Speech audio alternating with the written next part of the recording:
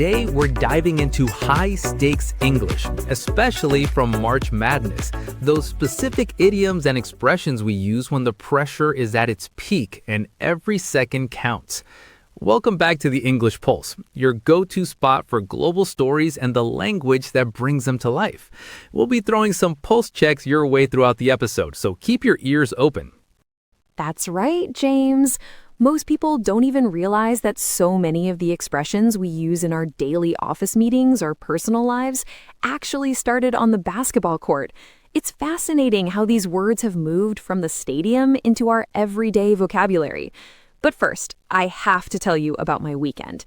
It was humbling, to say the least. Oh, did the professional garden coordinator finally meet her match? You have no idea. I was volunteering at the local botanical garden, and that massive storm last Thursday just flattened everything. I usually manage the social media and guest tours, but we were in crisis mode. To save the rare orchids, I had to completely give up my coordinator position and any shred of dignity I had. I spent 6 hours knee-deep in mud hauling compost in a pair of ruined overalls that were 3 sizes too big. I looked ridiculous, James. But did it work? It did. We all stopped worrying about our roles and just worked as a team. The local paper even ran a photo of us, me included, covered in dirt, and the community response was incredible. Residents showed up with tools, donations, and we're actually rebuilding the whole garden now. Chloe, that is a total Cinderella story. In the world of sports and life, that's when an underdog, someone or something not expected to win, defies the odds. Right, defies the odds. When we say someone defies the odds, it means they achieve something that seems statistically impossible or highly unlikely. You and your muddy overalls definitely overcame the probability of failure there. I felt like an underdog against that storm, for sure. But speaking of success under pressure, it's March, which means it's time for March Madness here in the U.S. It's a cultural phenomenon where college basketball takes over everyone's lives. Exactly. It's where the term the big dance comes from, referring to the opportunity of a lifetime, the chance to compete on the biggest stage.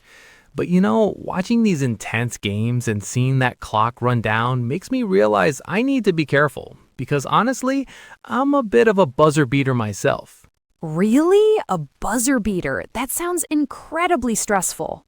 That's someone who finishes a task at the very last possible second, just like a player hitting a shot as the clock hits 0. You were a buzzer beater just like a basketball player? What happened? Well, last year, I had a major project proposal due at midnight. My internet went out at 11:50 p.m. Oh, no.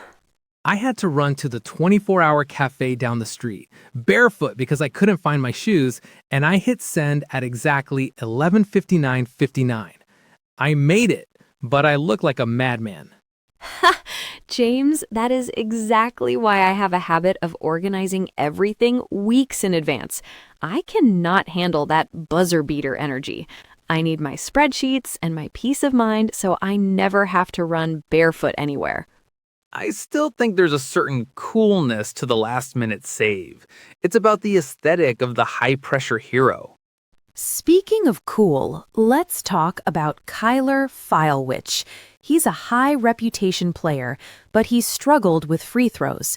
Every time he stepped to the line, life would throw him a curveball, an unexpected obstacle that ruined his plans. A curveball, right? He even failed his famous pass 4 times in a row once. It was a total bracket buster for his team's momentum. For those who don't know, a bracket is that big chart or grid showing every team in the tournament and who they are playing against. Most fans fill one out to predict the winner, and a bracket buster is an upset that ruins everyone's predictions. So, to fix his free throw problem, Kyler swallowed his pride and started shooting underhand, the granny shot. It's basically the least cool thing you can do on a court.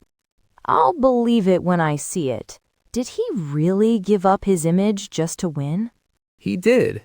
Kyler put his ego on the shelf and adopted a bottom-up tossing style, a move that is widely seen as the ultimate sacrifice of a player's athletic credibility. Can you believe it? He was brave enough to trade his cool factor for a slam dunk result, which in English means a guaranteed absolute success. His percentage skyrocketed. By choosing the embarrassing method, he ensured his team actually won. That is amazing. Though I have to say, keeping your cool can sometimes save your image from total disaster. If I have to choose between an embarrassed winner and a stylish player, I might value the look just a little bit more. Oh, James, I can see you now, missing the shot but making sure your hair looks perfect for the highlight reel. That is so typical of you. You'd rather be a cool loser than a granny shot winner? Exactly. There's a certain legend in the cool factor. Sometimes the image is the brand. I don't know, Chloe. I think there's something to be said for style.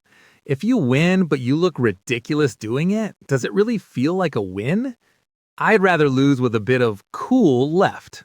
That is just like you, James. In a high-pressure environment, the result is the only thing that matters. I'd take muddy overalls, Chloe, over fashionable but failed Chloe any day. You know what, Chloe? You're right. When the stakes are high, productivity has to come first. I've been thinking about my next project and I've decided no more buzzer beater life for me. I'm going to start using a proper organizer and actually delegating tasks. Winning is better than looking cool while failing. I love that resolution. It's like me in the mud in the garden. It wasn't pretty, but it was effective. Now, let's see if our listeners are ready for a quick pulse check. These are fill-in-the-blank style. Remember Kyler Filowich trading aesthetics for a guaranteed absolute success? It is called a Slam dunk. Question 2. An underdog who defies the odds and achieves unexpected success as the ultimate underdog? That's a Cinderella story. To our listeners, whether you are a fan of basketball or planting garden flowers, we encourage all of you to get out there and talk about March Madness with your neighbors and friends this month. Practice using these basketball terms. Language learning is all about putting it into action. That's right. To help our listeners spring into action, I have an interactive assignment for you. What's one underhand move you've made in your life? Something unconventional or even a bit embarrassing that led to a slam dunk. We want to hear your stories. Subscribe for more global stories. Stay informed, stay fluent, and keep feeling the pulse. Keep your pulse on the language and your heart in the game. See you next time.